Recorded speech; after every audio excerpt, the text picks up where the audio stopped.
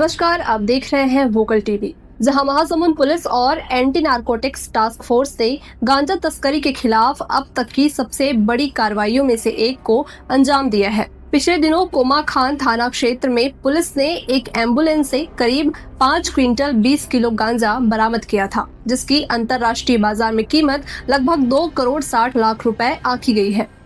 लेकिन ये कार्रवाई सिर्फ जब्ती तक सीमित नहीं रही। महासमुंद पुलिस ने इस पूरे नेटवर्क पर एंड टू एंड कार्रवाई करते हुए गांजा बेचने वाले, गांजा ट्रांसपोर्ट करने वाले और गांजा मंगाने वाले तीनों स्तर के आरोपियों को गिरफ्तार किया है। इस मामले में उड़ीसा से गांजा थोक में बेचने वाला रजन दुर्गा, महाराष्ट्र के पुणे से गांजा थोक में मंगाने वाला रामदास चंदू और गांजा ट्रांसपोर्टिंग का मुख्य सरगना आकाश जाधव समेत कुल 9 आरोपियों को गिरफ्तार किया गया है।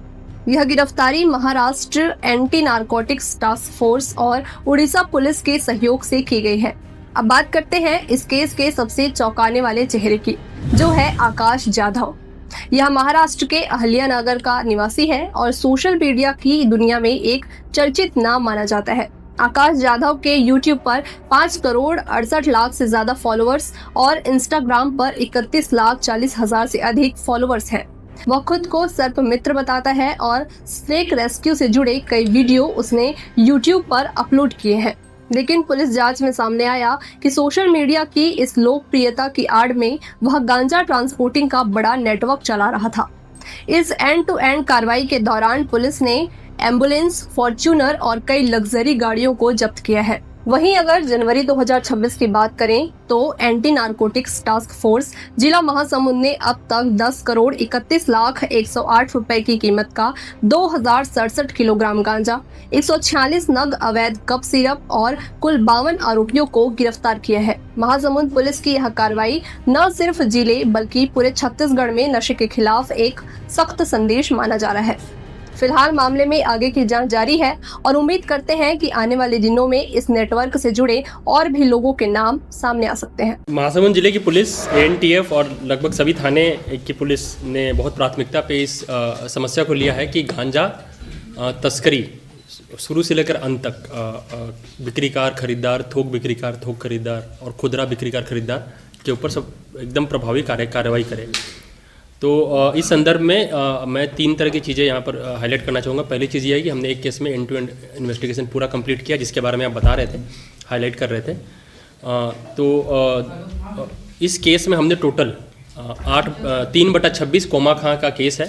520 किलो गांजा एम्बुलेंस में जब्त हुआ था। 9 आरोपी गिरफ्तार हुए हैं, 4 तो परिवहन करता है और उसके अलावा कुछ बहुत ही महत्वपूर्ण और सनसनीखेज आरोपी भी गिरफ्तार हुए हैं। गांजा का जो मुख्य खरीदार था रामदास चंदू सोनवाने, खड़गवासला, पुणे का, 7-8 केसेस उसके ऊपर पहले के हैं। इलीगल दारू गांजा के अलावा मारपीट का 307 IPC का, और वो तड़ीपार भी है वहाँ के एक क्षेत्र से। और उसके 2 बेटे जो उसके तड़ीपार होने के कारण खुदरा बिक्रीकार का काम करते थे। तो 3 अरेस्ट वहाँ पे हुए हैं। एक सबसे सनसनीखेज अरेस्ट ये है कि पूरे नेटवर्क को समझने और चलाने वाला और सप्लाई और डिमांड साइड को लिंक करने वाला आरोपी आकाश जाधव, जो कि अहिल्यानगर का है, यूट्यूब और इंस्टाग्राम में एक बड़ी सेंसेशन है। वो उसके लगभग 55-60 लाख सब्सक्राइबर हैं यूट्यूब के चैनल पे, 5.5-6 लाख फॉलोअर हैं इंस्टाग्राम पे।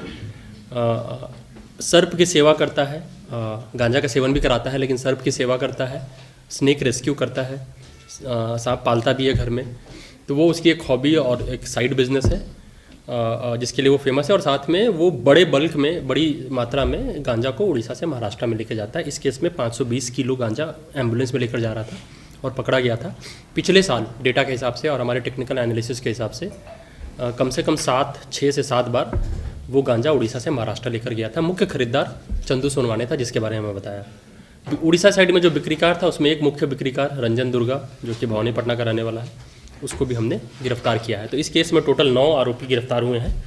3 खरीदार की तरफ से, एक जो नेटवर्क का सरगना जो दोनों साइड को लिंक करता है, 4 परिवहन करता और एक मुख्य बिक्रीकार जो कि भवानीपटना का है।